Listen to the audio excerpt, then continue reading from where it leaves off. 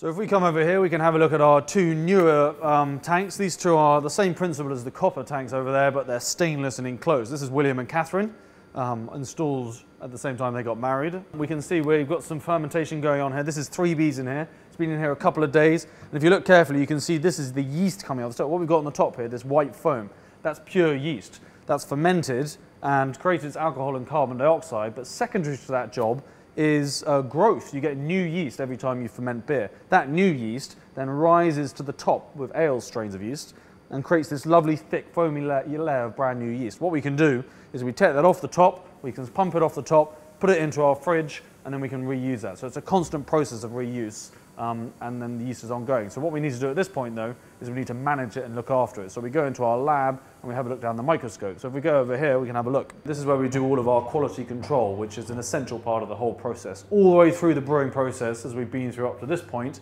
we're measuring pHs, we're measuring the products, we're measuring the raw materials to make sure that everything is consistent. The end goal here is consistency. We want our 3Bs or our Wiltshire Gold or whatever we're brewing to taste the same every single time.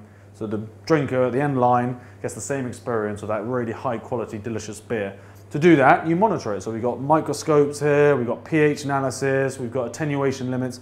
All these things guarantee a high quality final product and tasting, obviously, which is one of the best parts which goes on in here as well. So that's the lab.